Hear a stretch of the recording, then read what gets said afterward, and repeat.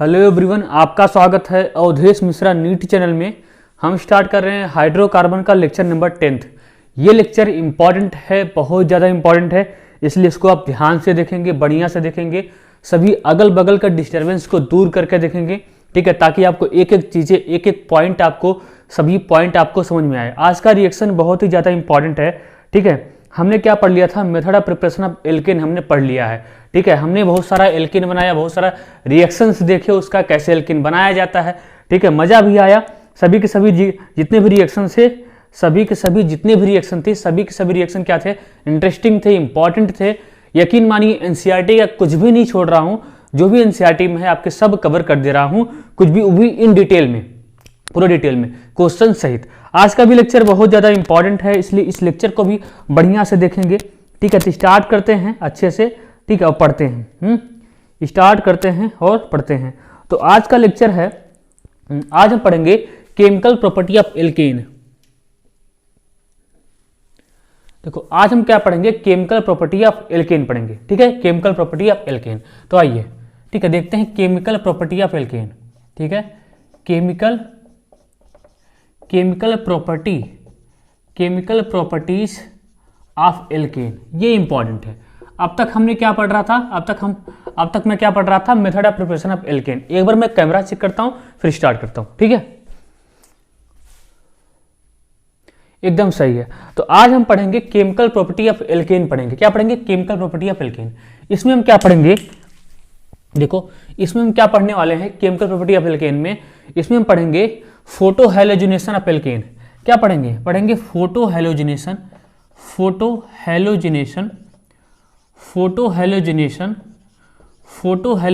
Of alkene, photo halogenation of alkene. बड़ा ही important reaction है photo halogenation of alkene. हम क्या पढ़ रहे हैं, केमिकल प्रॉपर्टी ऑफ एल्केन पढ़ रहे हैं, ठीक है, ये इंपॉर्टेंट है। तो एल्केन देखिए यहाँ पे क्या है, फोटो हैलोजिनेशन ऑफ एल्केन, मतलब यहाँ पे क्या होगा, यहाँ पे देखो, यहाँ पे क्या होगा, यहाँ पे सबस्ट्रेट क्या होगा, ध्यान देना, यहाँ पे सबस्ट्रेट क्या होगा, तो यहाँ पे सबस्ट्रेट आपका क्या होगा, एल्केन होगा। क्या होगा, एल्केन होगा। सबस्ट्रेट क्या होगा, एल्केन होगा। दूसरा बात, यहाँ पे दूसरी बातें क्या है, ठीक है, यहाँ पे रिएजेंट क्या होगा, यहाँ पर रिएजेंट क्या होगा, तो यहाँ पे रिएजेंट होता है H2 होगा और HNO होगा, मतलब लाइट का प्रेजेंस होगा, H2 होगा, HNO होगा। और दूसरी बात और क्या हो सकता है, H2 है या तो हीट होगा, H2 होगा और क्या होगा, हीट होगा। देखो अगर हीट नहीं, अगर यहाँ पे लाइट नहीं मेंशन किया है, HNO नहीं मेंशन किया है, तब क्या होगा, हीट होगा। आया समझ में। अब देखो तो रिएजेंट क्या होगा, H2 HNO होगा या H2 हीट होगा, ठीक है। तीसरा, यहाँ पे इंटरमीडिएट क्या होगा, सबसे बड़ा इंपॉर्टेंट, यहाँ पे इंटरमीडिएट क्या होगा, इंटरमीडिएट क्या होगा बताओ, जानते हो तो क्या होता है, यहाँ पे फ्री रेडिकल होता है। याद रखो जब भी कोई रिएक्शन लाइट के प्रेजेंस में होता है तो वहाँ पे जो इंटरमीडिएट होता है वो फ्री रेडिकल बनता है, ठीक है। क्या होता है, फ्री रेडिकल। ये क्या है आपका, ये है कार्बन, आप तो जान ही गए होंगे, कार्बन फ्री रेडिकल। क्या है, कार्बन फ्री रेडिकल, ठीक। आगे यहाँ पे मैकेनिज्म कैसा चलेगा, ये भी इंपॉर्टेंट है। यहाँ पे मैकेनिज्म कैसे चलेगा, यहाँ पे मैकेनिज्म चलता है फ्री रेडिकल सब्स्टिट्यूशन रिएक्शन। क्या चलता है, free radical substitution reaction, free radical substitution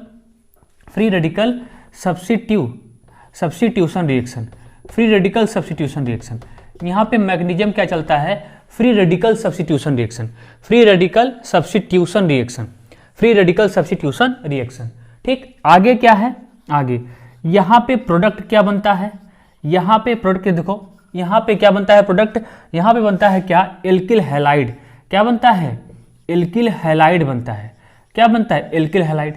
और एल्किल हैलाइड में क्या क्या चीजें बन सकती हैं, तो यहाँ पे मोनो वाला भी बन सकता है, हो सकता है डाई वाला बन जाए, हो सकता है ट्राई वाला बन जाए, हो सकता है टेट्रा वाला बन जाए, टेट्रा वाला, ठीक है। ऐसे ऐसे तक पाली तक बनेगा। क्या बनेगा, पाली एल्किल हैलाइड तक बन सकता है।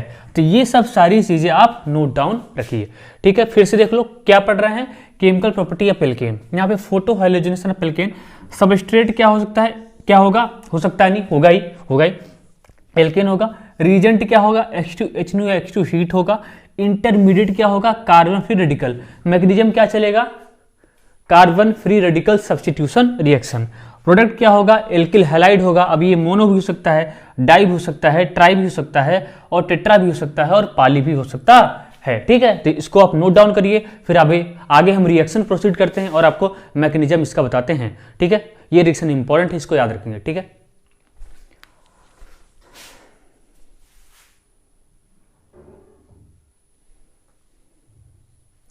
देखो आगे रिएक्शन इसका बहुत आसान होता है, ध्यान दो। यहाँ पे क्या होता है, रिएक्शन देते हैं, रिएक्शन, इसका रिएक्शन क्या होता है, यहाँ पे क्या है, RH है, एल्केन है। ठीक है, इसका रिएक्शन करवाया जाएगा, X2H रहेगा, और क्या हो सकता है, X2 हीट हो सकता है। अब X2 की जगह पे क्या होगा, फ्लोरीन, क्लोरीन, ब्रोमीन, आयोडीन, यही तो होगा और कुछ थोड़ी होगा। X की जगह पे क्या होगा, फ्लोरीन, क्लोरीन, ब्रोमीन, आयोडीन।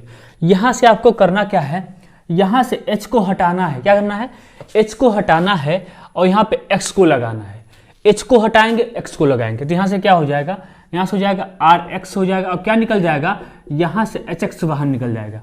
यहाँ से क्या होगा, यहाँ से HX बाहर निकल जाएगा।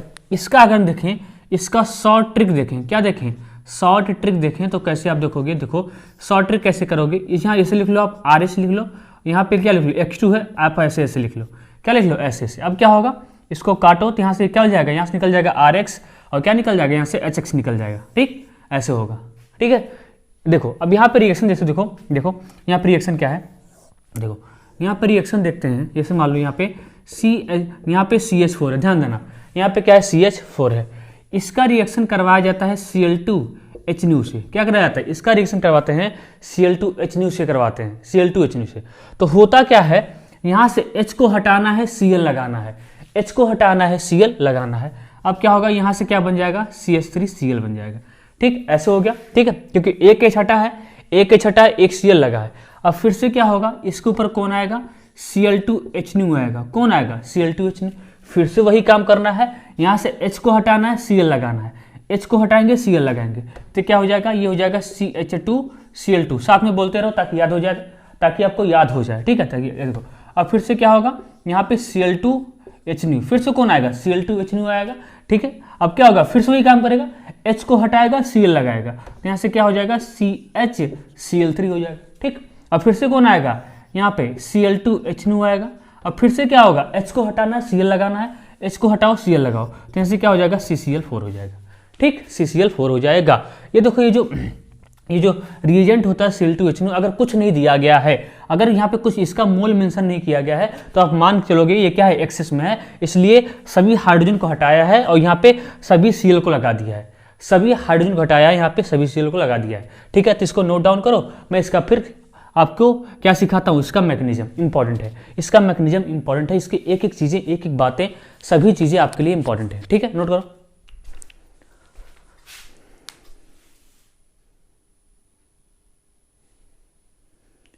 अब देखो हम क्या देख रहे थे, सबसे पहले देखो हमने क्या देखा, यहाँ पे देखो CH4 का रिएक्शन हमने करवाया Cl2H के साथ। ठीक है, Cl2H के साथ क्या हुआ, यहाँ से एक H को हटाना है, Cl लगाना है। ठीक है, हटा दी। ठीक, अब फिर से क्या होगा, फिर से कौन आएगा, Cl2H आएगा, फिर से क्या करना है, एक H को हटाना है, Cl लगाना है, तो ये क्या हो गया, CH2 हो गया और Cl2 हो गया। फिर से कौन आया, यहाँ पे Cl2H आया। ठीक है, फिर से क्या करना है, H को हटाना है, Cl लगाना है। ठीक, यहाँ पे क्या हो गया, CHCl3 हो गया। फिर से कौन आएगा, Cl2H आएगा। ठीक है, Cl2H आएगा, फिर से क्या करना है, H को हटाना है, Cl लगाना है, क्या हो गया, CCl4। ठीक है, क्या हो गया, CCl4 हो गया। अब इसका मैकेनिज्म देखते हैं, क्या देखते हैं बच्चा, इसका मैकेनिज्म देखते हैं, क्या देखते हैं, मैकेनिज्म। ठीक है, इसका मैकेनिज्म देखते हैं, आपको दिखाई दे रहा है कि नहीं। ठीक है, दिखाई आपको देना चाहिए। ठीक है, एकदम दे रहा है दिखाई ना, आपको दिखाई दे रहा है। अब देखो इसका मैकेनिज्म देखते हैं। देखो मैकेनिज्म क्या है, यहाँ पे पहले स्टेप में क्या होता है, यहाँ पे देखो, यहाँ पे कौन है, पहले देखो पहले क्या होता है, एक्सेस आता है। इसके मैकेनिज्म को ध्यान से देखेंगे, इसका मैकेनिज्म बहुत ज़्यादा इंपॉर्टेंट है, आपसे रीजन एसेजन में जाके डाल के पूछा जा सकता है, इसलिए इसके मैकेनिज्म को पूरा बढ़िया से देखेंगे, ध्यान से देखेंगे। ठीक है, अब देखो यहाँ पे कौन आता है, यहाँ पे लाइट आता है। कौन आता है, लाइट आता है, H आता है। कौन आता है, H, लाइट आता है। तो लाइट करता क्या है, याद रखो, कोई भी रिएक्शन अगर लाइट के प्रेजेंस में होता है तो मैकेनिज्म एक ही चलेगा, जिसका नाम है फ्री रेडिकल सब्स्टिट्यूशन रिएक्शन। ठीक, आओ देखो यहाँ पे क्या होगा, यहाँ पे बॉन्ड कैसे टूटेगा, होमोलिटिकली। कोई भी रिएक्शन अगर फ्री रेडिकल मैकेनिज्म हो रहा है तो बॉन्ड कैसे टूटता है, होमोलिटिकली। क्या होता है, लाइट यहाँ पे पड़ता है, इसके ऊपर लाइट पड़ता है तो ये बॉन्ड टूटता है, कैसे टूटता है, होमोलिटिकली। इस बॉन्ड में कितने इलेक्ट्रॉन है, 2 इलेक्ट्रॉन, एक इलेक्ट्रॉन इसको मिलता है, एक इलेक्ट्रॉन इसको मिलता है। तो यहाँ पे कैसे, ये ऐसे टूट जाएगा, ये हो जाएगा एक्स रेडिकल, और ये क्या हो जाएगा, प्लस हो जाएगा एक्स रेडिकल हो जाएगा। क्या हो जाएगा, एक्स रेडिकल। इसको बोलते हैं, देखो इसको बोलते हैं चेन इनिशिएशन स्टेप। क्या बोलते हैं, चेन इनिशिएशन स्टेप। बोलो क्या बोलते हैं, चेन इनिशिएशन स्टेप बोलते हैं। क्या बोलते हैं, चेन इनिशिएशन स्टेप। ये जो चेन इनिशिएशन स्टेप है ये ऑलवेज क्या होता है, ये ऑलवेज याद रखो आप, ऑलवेज क्या होता है, ये इंडोथर्मिक होता है। क्या होता है, इंडोथर्मिक। इसको याद रखना, ये पूछा जाता है। ऑलवेज क्या होता है, इंडोथर्मिक होता है। क्यों, क्योंकि देखो यहाँ पे बांध टूट रहा है, जब भी बांध टूटता है तो वो इंडोथर्मिक क्या होता है, वो प्रोसेस कौन होता है, वो होता है इंडोथर्मिक प्रोसेस होता है। याद रखो, बांड डिसोसिएशन एनर्जी क्या होती है, इंडोथर्मिक प्रोसेस होती है। जब भी बांड ब्रेक होता है तो कौन सा प्रोसेस होता है, इंडोथर्मिक प्रोसेस होता है। क्योंकि एनर्जी लगती है, क्या होती है, एनर्जी खर्च होती है, लगती है, इसलिए क्या होगा, इंडोथर्मिक प्रोसेस होता है, ऑलवेज होता है, ऑलवेज। ठीक है, ये पहला स्टेप है। देखो इसी स्टेप में क्या होता है, देखो क्या होगा, अब यहाँ पे देखो, यहाँ पे क्या आया, एक्स रेडिकल आया। क्या आया, एक्स रेडिकल। इसको ध्यान समझेंगे, यहाँ से क्या आया, एक्स रेडिकल आया। ठीक, अब देखो अब क्या होगा, ये देखो यहाँ पे कौन है, यहाँ पे आर एच बॉन्ड है, कौन बॉन्ड है, आर एच। यहाँ पे क्या है, एक्स रेडिकल है। क्या है, एक्स रेडिकल है। अब एक्स रेडिकल करता क्या है, इसके बॉन्ड को ब्रेक करवाता है, इसकी आर एच के बॉन्ड को ब्रेक करवाता है। कैसे ब्रेक करवाएगा, होमोलिटिकली। कैसे ब्रेक करवाएगा, होमोलिटिकली। तो यहाँ पे क्या बन जाएगा, ये देखो जब ये ब्रेक होगा यहाँ बन जाएगा आर रेडिकल और क्या बन जाएगा, एच रेडिकल। ठीक है, अब ध्यान दो, ये जो एक्स रेडिकल है ना, एक्स रेडिकल इससे भी कंबाइन कर सकता है और आर रेडिकल से भी कंबाइन कर सकता है। दोनों से कंबाइन करा के देखो यहाँ पे मैंने क्या बनाया, यहाँ पे अगर एक्स रेडिकल एस से कंबाइन किया है तो यहाँ से क्या बन जाएगा, एच एक्स बन जाएगा। अगर एक्स रेडिकल आर से कंबाइन किया है तो यहाँ से क्या बन जाएगा, आर एक्स रेडिकल। यहाँ से क्या बन जाएगा, आर एक्स बन जाएगा। ध्यान समझना, यहाँ से क्या बन जाएगा, आर एक्स बन जाएगा। ठीक, अब देखो मान लो एक्स क्या है, मेरा क्लोरीन है। मैंने माना क्या है, मान लो मेरा जो x है वो क्या है, वो क्लोरीन है। ये जो भी है मेरा x क्या है, वो फ्लोरीन है। जो भी है हमारा, देखो हमारा x क्या है, क्लोरीन है। ठीक है, x क्या है, क्लोरीन है। देखो H है, ये किस पीरियड का होता है, ये फर्स्ट पीरियड का होता है, 1s का होता है। ठीक है, यहाँ पे क्लोरीन है, फ्लोरीन मान लो यहाँ पे फ्लोरीन ही है, मान लो क्या है, यहाँ पे फ्लोरीन है। तो यहाँ पे क्या हो जाएगा, और फ्लोरीन किस पीरियड का होता है, वो सेकेंड पीरियड का होता है। तो यहाँ पे क्या हो जाएगा, 2p। क्या हो जाएगा, 2p, 1s2p। यहाँ पे क्या होगा, एक कार्बन तो होता है सेकंड पीरियड का, ये भी होगा 2p है, ये भी क्या है, सेकंड पीरियड का 2p हो गया। अब बताओ किसमें एक्सटेंट ऑफ ओवरलैपिंग बढ़िया होगा, 1s2p में कि 2p2p में, 1s2p में कि 2p2p में। देखो एक्सटेंट ऑफ ओवरलैपिंग किसमें होगा, इसमें होगा, hx में होगा, 1s2p में होगा। किसमें होगा, 1s2p में, 1s2p में होगा। तो देखो यहाँ पर जो ओवरलैपिंग होगी वो इंटरन्यूक्लियर एक्सिस पे होगी। यहाँ पे जो ओवरलैपिंग होगी वो कहाँ होगी, इंटरन्यूक्लियर एक्सिस पे होगी। और यहाँ पे जो ओवरलैपिंग होगी वो 2p2p की ओवरलैपिंग है। एक तो देखो इनकी साइज भी क्या है, कम है, इनकी साइज भी क्या है, ज्यादा है। यहाँ पे बढ़िया ओवरलैपिंग होगी, यहाँ पे खराब ओवरलैपिंग होगी। इनके कंपेरिजन में, इनके कंपेरिजन में क्या होगी, खराब। क्योंकि जो पी की ओवरलैपिंग होती है ना, वो कैसी होती है, वो इंटरन्यूक्लियर एक्सिस के परपेंडिकुलर होती है। तो इसलिए बनने की संभावना किसकी है, इसकी ज्यादा है ना, क्योंकि यहाँ पे देखो ओवरलैपिंग बढ़िया हो रही है। यहाँ पे क्या हो रही है, ओवरलैपिंग बढ़िया हो रही है। इसलिए कौन बनेगा बताओ, इसलिए कौन बनेगा, यहाँ पे, यहाँ से कौन बन जाएगा, यहाँ से आपका कौन बन जाएगा, यहाँ से आपका बन जाएगा, क्या बन जाएगा, यहाँ से बन जाएगा HX बन जाएगा। क्या बन जाएगा, HX। यहाँ पे क्या छूट जाएगा, प्लस R रेडिकल छूट जाएगा। क्या छूट जाएगा, यहाँ से क्या छूट जाएगा, R रेडिकल। अब ये इतना प्रोसेस क्या है, चेन इनिशिएशन प्रोसेस है। क्या है, चेन इनिशिएशन प्रोसेस। अब देखो अब क्या होगा, यहाँ से क्या बन गया, R रेडिकल बन गया। R रेडिकल को किसने बर्बाद किया, R रेडिकल तो खुश था बेचारा इस फॉर्म में।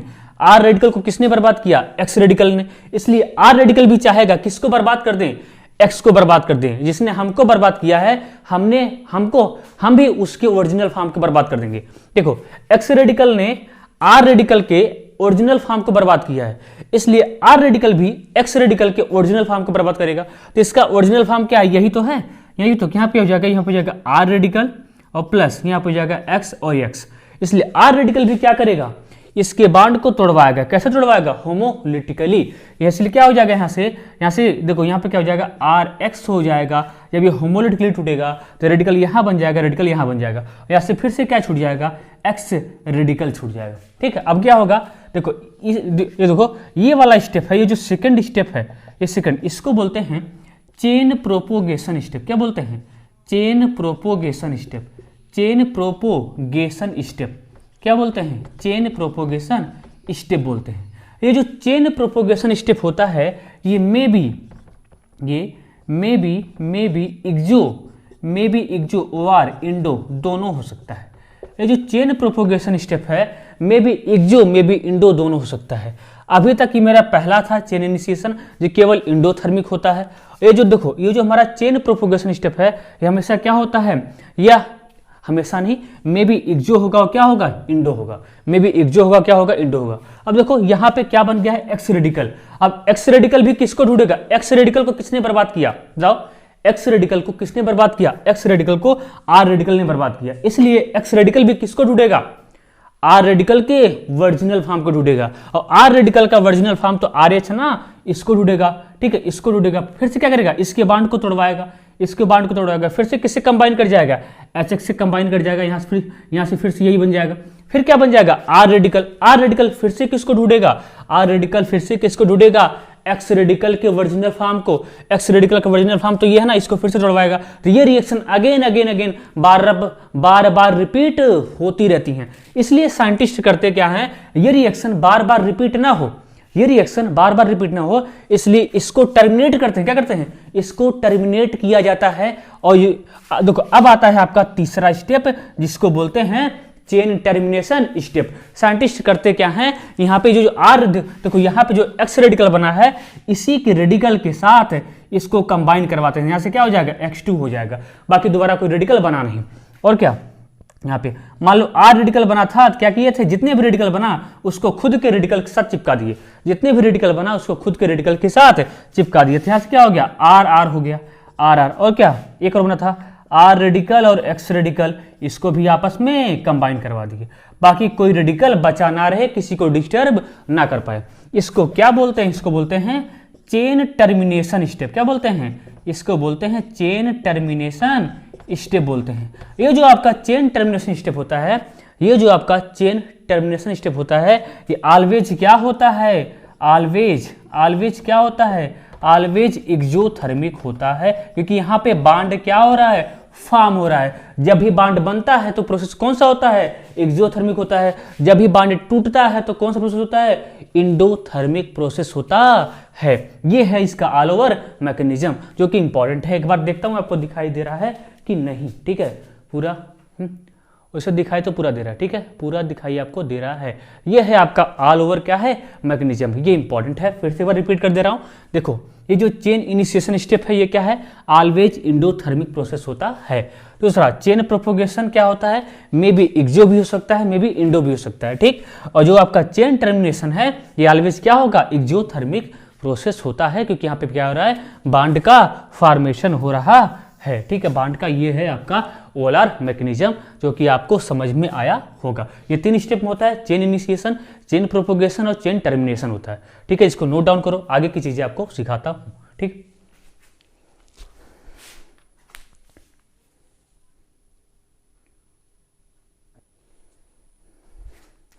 अब देखो, मैं यहां पे देखता हूं rate of photo halogenation. Mechanism खत्म हो गया, मैकेनिज्म क्या होगा? एंडिंग होगा। ठीक है, अब क्या देखते हैं? Rate of photo halogenation. क्या देखते हैं? Rate of photo halogenation.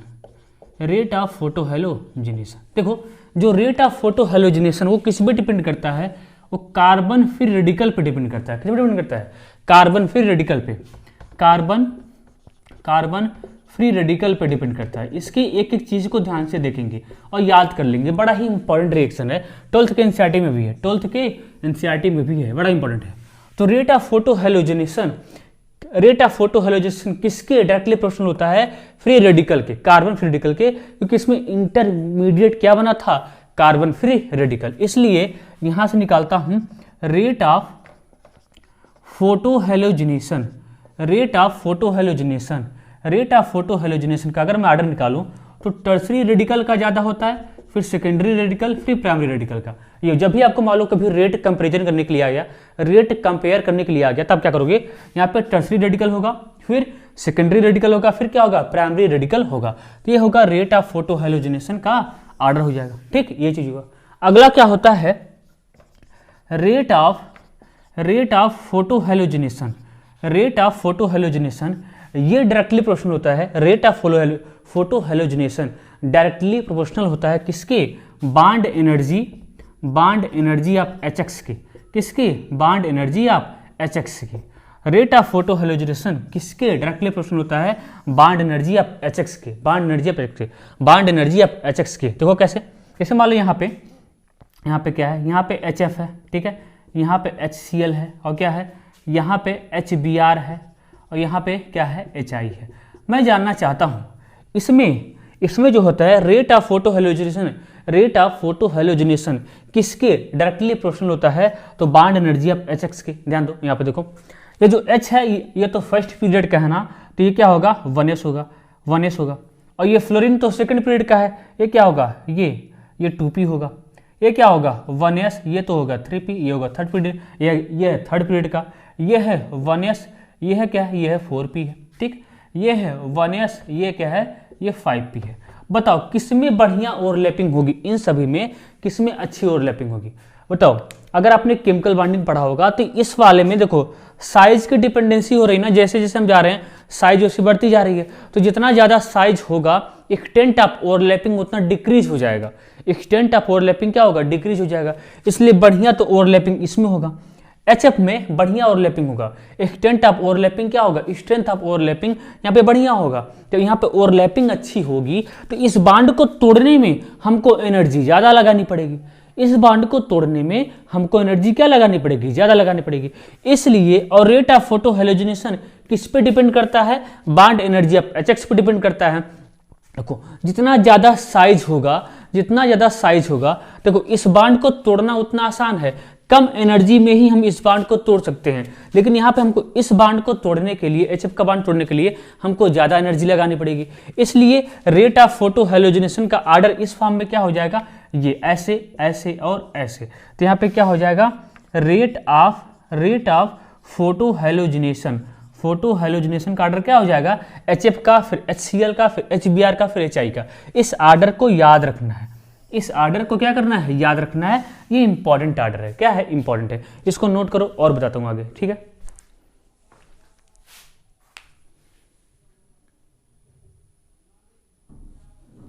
देखो यहां पे आप देख लो rate of photo halogenation, rate of photo halogenation आपके लिए पूरा लिखता हूं, रेट ऑफ फोटो हेलोजिनेशन, ठीक। मैंने किसको बोला, ये किस पे डिपेंड करता है, बॉन्ड एनर्जी ऑफ Hx पे। अभी मैंने आपको आर्डर बताया, अगर मैं कहूँ रेट ऑफ फोटो हेलोजिनेशन, ठीक है, रेट ऑफ फोटो हेलोजिनेशन, मान लो क्या दिया गया है, यहाँ पे HF है, ठीक है, और यहाँ पे क्या है, HCl है, यहाँ पे HBr है, और यहाँ पे HI है। तो रेट ऑफ फोटो हेलोजिनेशन किसका ज़्यादा होता है, HF का, फिर HCl का, फिर HI का, फिर इसका फ्लोरीन, क्लोरीन, ब्रोमीन, आयोडीन, ठीक है। ये इस आर्डर को आपको याद रखना है, ये इंपॉर्टेंट आर्डर है, इस आर्डर को आपको याद रखना। रीजन नहीं समझ में आया कोई बात नहीं है, इस आर्डर को आप याद कर जाओ, ठीक है। अगला यहाँ पे देखो, अगर मैं देखूँ इस फॉर्म में रेट ऑफ फोटो हेलोजिनेशन, ठीक है, इसमें मान लो फ्लोरीन है, ठीक है, Cl2 है, ब्रोमीन है, ठीक है, ब्रोमीन है और आयोडीन है। इसमें रेट ऑफ फोटो हेलोजिनेशन का आर्डर क्या होता है, इसमें भी तो वही हो जाएगा, F2 का, फिर Cl2 का, फिर Br2 का, फिर I2 का। इस आर्डर को भी याद रखना है, इस आर्डर को भी क्या करना है, याद रखना है, ठीक है, इस आर्डर को भी याद रखना है। देखो ये जो F2 होता है, ये जो F2 होता है, इसको पहले नोट करो, जल्दी से इसको नोट करो, ठीक है।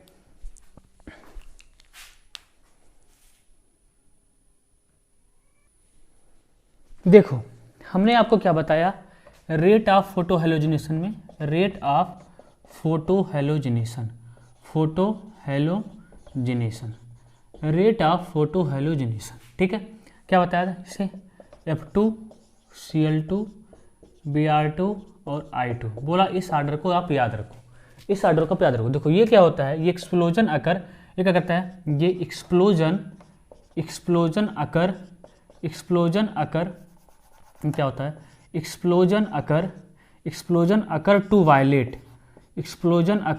वायलेट, मतलब वायलेट कलर में क्या करता है, ये एक्सप्लोड कर जाता है, ये क्या करता है, ये वायलेट कलर पे क्या होता है, एक्सप्लोड कर जाता है। फ्लोरीन बहुत, ठीक है, बहुत भयानक होता है वायलेट कलर पे, वायलेट कलर पे इसका एक्सप्लोजन हो जाता है। और यहाँ पे ये जो I2 होता है ये रिवर्सिबल नेचर का होता है। क्या होता है, रिवर्सिबल नेचर का होता है।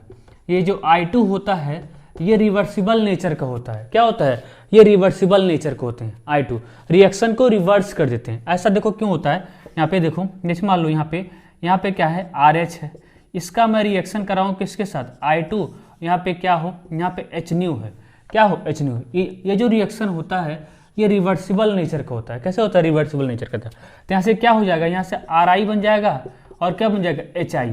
अब देखो ये जो HI होता है, ये जो HI होता है ये स्ट्रॉन्ग रिड्यूसिंग एजेंट होता है।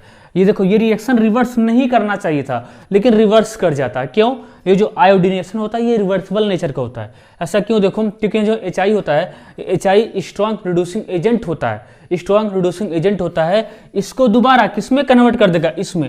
तो इस रिएक्शन का कराने कोई मतलब है, जब ये रिएक्शन रिवर्स हो जा रही है, जब ये रिएक्शन रिवर्स हो जा रही है, तो इस रिएक्शन को कराने कोई मतलब है नहीं है। इसलिए हम करते क्या है, यहाँ पे हम क्या डालते हैं, यहाँ पे हम डाल देते हैं, यहाँ पे हम डालते हैं स्ट्रॉन्ग ऑक्सीडाइजिंग एजेंट डालते हैं। क्या डालते हैं, स्ट्रॉन्ग ऑक्सीडाइजिंग एजेंट डाल देते हैं। जब हम यहाँ पे देखो ऊपर लिखते हैं, दिखाई नहीं देता, यहाँ पे क्या डालते हैं, हम यहाँ पे डालते हैं स्ट्रॉन्ग ऑक्सीडाइजिंग एजेंट डालते हैं। क्या डालते हैं, अभी लिखवा देंगे, स्ट्रॉन्ग ऑक्सीडाइजिंग एजेंट। ये करता क्या है, देखो यहाँ पे क्या डालते हैं, स्ट्रॉन्ग ऑक्सीडाइजिंग एजेंट। और कौन कौन होते हैं, HiO3 होता है और कौन होता है, HNO3 होता है। HiO3 होता है, या तो आप HiO3 डाल दो या तो आप क्या डाल दो, HNO3 डाल दो। ये करते क्या है, HI को कन्वर्ट कर देंगे किसमें, I2 में कन्वर्ट कर देंगे। HI को किसमें चेंज कर दें, I2 में कन्वर्ट कर देंगे। अब कोई दिक्कत ही नहीं है, HI बनेगा नहीं। जब HI बनेगा नहीं तो रिएक्शन रिवर्स होगा नहीं, ठीक।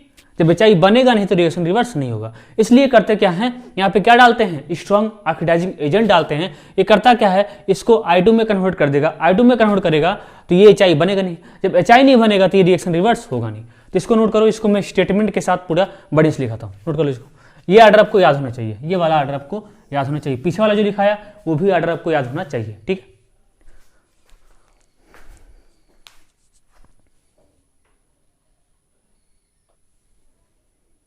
देखो ये चीज़ें मैंने आपको स्टेटमेंट वाइज में लिखा दिया है ताकि आपको चीज़ें आप अच्छे समराइज कर सको, इसको याद कर सको। क्या लिखा हूं मैं, iodination is a reversible reaction because को शॉर्टकट में आप कैसे लिखा करो, BCZ because strong reducing agent HI form to make this reaction irreversible. इस रिएक्शन को अगर हमको इरिवर्सिबल बनाना है तो हम क्या करते हैं, वी हैव टू ऐड, क्या ऐड करते हैं, स्ट्रॉन्ग ऑक्सीडाइजिंग एजेंट। और स्ट्रॉन्ग ऑक्सीडाइजिंग एजेंट लाइक कौन कौन होते हैं, HiO3 होता है और HNO3 होता है। चाहे आप HiO3 डाल दो चाहे HNO3 डाल दो तो वो रिएक्शन कैसे होती हैं, वो इरिवर्सिबल नेचर की हो जाती हैं, क्योंकि वहाँ पे HI नहीं बनता है, क्योंकि HI क्या होते हैं, स्ट्रॉन्ग रिड्यूसिंग एजेंट होते हैं। जैसे यहाँ पे मान लो यहाँ पे क्या है, RH है, इसका मैं रिएक्शन करवाता हूँ किसके साथ, बोलो, इसका रिएक्शन करवाता हूँ I2 के साथ, ठीक है। तो ये रिएक्शन क्या होता है, ये रिएक्शन रिवर्सिबल नेचर की होती हैं। यहाँ पे क्या लाइट भी होता है, ठीक है। यहाँ पे क्या बनता है, RI बन जाएगा और प्लस क्या बन जाएगा, HI। अब HI क्या होती है, स्ट्रॉन्ग रिड्यूसिंग एजेंट होती हैं। इस रिएक्शन को क्या करती हैं, रिवर्स करती हैं। ये क्या होता है, स्ट्रॉन्ग रिड्यूसिंग एजेंट होता है, इस रिएक्शन को रिवर्स कर देता है। तो साइंटिस्ट करते क्या है, ये रिएक्शन रिवर्स ना हो इसलिए यहाँ पे क्या डाल देते हैं, यहाँ पे डालते हैं स्ट्रॉन्ग ऑक्सीडाइजिंग एजेंट, ठीक। क्या डालते हैं, स्ट्रॉन्ग ऑक्सीडाइजिंग एजेंट, लाइक जैसे HiO3 या और क्या डाल देंगे, HNO3। या तो आप HiO3 डाल दो या तो HNO3 डाल दो। HiO3 HNO3 करता क्या है, ये HI को ऑक्सीडाइज करता है। देखो स्ट्रॉन्ग ऑक्सीडाइजिंग एजेंट का मतलब होता है जो सामने वाले को ऑक्सीडाइज कर दो, खुद का क्या हो जाए, रिडक्शन हो जाए। तो करते क्या है, HI को किस में कन्वर्ट कर देगा, I2 में। अब I2 में चेंज हो गया, कोई झंझट ही नहीं है। I2 में चेंज हो गया, कोई झंझट ही नहीं है, HI बनेगा ही नहीं। जब HI बनेगा ही नहीं तो रिएक्शन क्या रिवर्स होगा, क्या हो जाएगा, इरिवर्सिबल नेचर का हो जाएगा, ठीक है। इसको नोट करो, थोड़ा बहुत क्वेश्चन करते हैं। अभी भी इसका पार्ट 2 लेक्चर का इसका कल आएगा, ठीक है, कल या परसों जाएगा, ठीक है। ये पार्ट 1 है, क्योंकि अब इसमें जितना थ्योरी था, जितना कॉन्सेप्ट था, सब चीज़ें मैंने बता दी हैं। अब केवल क्या करना है, क्वेश्चन करना है और एक्टिविटी सिलेक्टिविटी के बारे में देखेंगे। तो इसको नोट करो, क्वेश्चन करवाते हैं।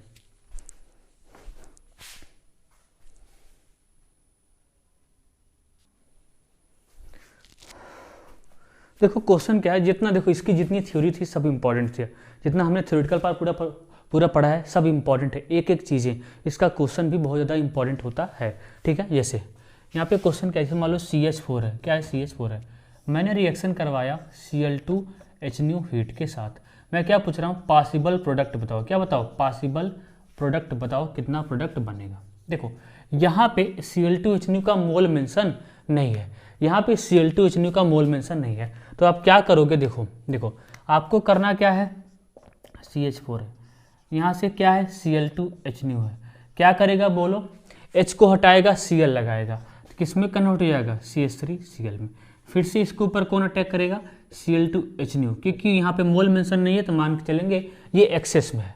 ठीक, यहाँ पे फिर से क्या करेगा, H को हटाएगा Cl लगाएगा, तो ये किस में चेंज हो जाएगा, CH2Cl2 में। ठीक, फिर से कौन आएगा इसके ऊपर, Cl2H आएगा, कौन आएगा, Cl2H फिर से क्या करेगा, यहाँ से H को हटाएगा Cl लगाएगा, तो कि ये किस में चेंज हो जाएगा, CHCl3 में चेंज हो जाएगा, फिर से कौन आएगा इसके ऊपर अटैक करेगा, Cl2H आएगा। ठीक, Cl2H आएगा, फिर से क्या होगा, फिर से H को हटाएगा Cl लगाएगा, तो अल्टीमेटली किस में चेंज हो जाएगा, CCl4 में आया, CCl4 में चेंज हो जाएगा। ये इसका है नंबर ऑफ पॉसिबल प्रोडक्ट, ये बनेगा, ये बनेगा, ये बनेगा और ये बनेगा। ठीक, जैसे अगला देखो CH4 है, इसका रिएक्शन करवाया गया Cl2H के साथ, मैंने क्या बोला, देखो मैंने क्या बोला, ये जो यहाँ पे मैंने आपको उल्टा ले लिया है, यहाँ पे मैंने मेथेन को एक्सेस में लिया है, किसको लिया है मैंने एक्सेस में, मेथेन को मैंने एक्सेस में लिया है। अब देखो यहाँ पे केवल एक ही प्रोडक्ट बनेगा और वो होगा CH3Cl, वो कौन होगा, CH3Cl, यही बन जाएगा मेजर प्रोडक्ट, क्या बनेगा, यही बन जाएगा मेजर प्रोडक्ट, और कोई बनेगा ही नहीं, और कोई बनेगा। अब कहोगे सर ऐसा क्यों, देखो क्योंकि देखो Cl2H क्या करेगा, इसके एक बार H को हटाएगा Cl लगाएगा, अब आप सोचोगे ये फिर से इसी पर अटैक करेगा, जैसे ही इस पर अटैक करने के लिए जाता है तुरंत कौन आता है, CH4 आता है, क्योंकि CH4 क्या है, सोल्यूशन में बहुत ज्यादा होता है। ठीक है, ये जैसे इस पर अटैक करने के लिए सोचता है तुरंत कौन आ जाएगा, इसके सामने खड़ा हो जाएगा, ये मेथेन हो जाएगा, CH4 हो जाएगा। ठीक है, जब ये इसके सामने ये खड़ा हो गया तो फिर से क्या करेगा, फिर से H को हटाएगा Cl लगाएगा, यानी इससे ये मुलाकात करने, इससे ये मिलने देता ही नहीं, ये Cl2H इस पर दोबारा अटैक नहीं कर पाता। क्यों नहीं कर पाता है, क्योंकि देखो ये जो CH4 है ये एक्सेस में है, क्या है, एक्सेस में है, एक्सेस में होने की वजह से ये इसको बार बार मिलता रहता है, क्या होता है, ये इसको बार बार मिलता रहता है, इसलिए हमारा जो मेन प्रोडक्ट होता है, जो मेरा मेजर प्रोडक्ट होता है, वो क्या होता है, वो केवल क्या होता है, CH3Cl होता है और कोई नहीं होता है। ऐसा में ये होता है, क्योंकि ये दोबारा इस पे अटैक नहीं कर पाता, ये जैसे सोचता है इस पे अटैक करें, इसके H को हटाएं Cl लगाएं, ये तो इसके सामने कौन खड़ा हो जाता है, ये CH4 खड़ा होता है। क्यों, क्योंकि ये क्या है, एक्सेस में है, ऐसा में ये क्या है, ये एक्सेस में अमाउंट में। ठीक, ये क्वेश्चन है, और भी क्वेश्चन इस पर करवाते हैं, नोट कर पहले। ठीक है, वेरिएशन और भी लाते हैं आपके सामने। ठीक, अब देखो जैसे मान लो यहाँ पे मैंने क्या लिया, CH4 लिया, ठीक है, CH4, यहाँ पे क्या लिया, Cl2H लिया, मैंने क्या लिया, इसको एक्सेस में लिया है, किसको लिया एक्सेस में, इसको एक्सेस में लिया है। जब इसको एक्सेस में लिया है, क्या ये इसके पास जितना हाइड्रोजन है उसको निकाल फेंक गया, यानी यहाँ से क्या बन जाएगा, CCl4, यही इसका बन जाएगा मेजर प्रोडक्ट बन जाएगा, क्या बन जाएगा, यही इसका बन जाएगा मेजर प्रोडक्ट बन जाएगा। आया, यही क्या बन जाएगा, इसका बन जाएगा मेजर प्रोडक्ट बन जाएगा।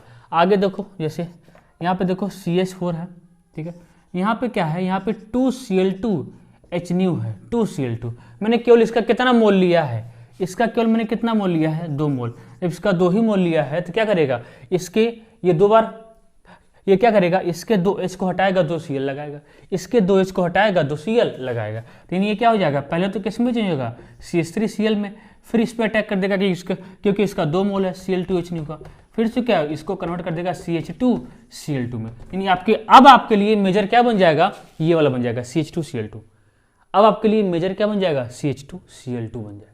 ठीक, अगर मान लो इसी का रिएक्शन मैं ऐसे करवाता, यहाँ पे क्या है, Cl2H का कितना मोल है, यहाँ पे 3 मोल है, तो जितना मोल है उतने H को हटाओ, जितना मोल है उतने H को हटाओ, कितना हटाओगे, 3H को, तो यहाँ से क्या हो जाएगा, CHCl3, ये आपके लिए मेजर बन जाएगा। और इसी को मैं एक्सेस में ले लूँ तो CCl4 में कन्वर्ट कर देगा, CCl4 में कन्वर्ट कर देगा, इसको नोट करो।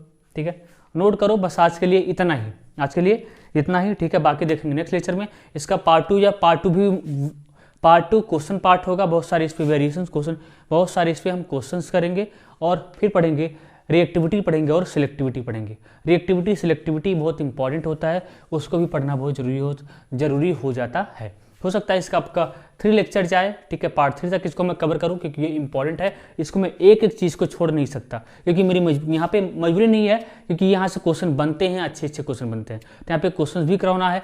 अब तो सारा कॉन्सेप्ट खत्म है, केवल क्या बताना है, क्वेश्चंस। तो इसको अच्छे से करो, इतने पार्ट को अच्छे से रिवाइज रखना ताकि आने वाले लेक्चर में आप अच्छा कर सको, ठीक है। तो मिलते हैं नेक्स्ट लेक्चर में, तब तक के लिए पढ़ाई करते रहो, ऑल द वेरी बेस्ट, ठीक है। और रिवाइज करते रहो, जितना अभी तक मैंने पढ़ाया है उसको बार बार रिवाइज करते रहो ताकि आपको सारा रिविजन क्या हो जाए, याद हो जाए, ठीक है।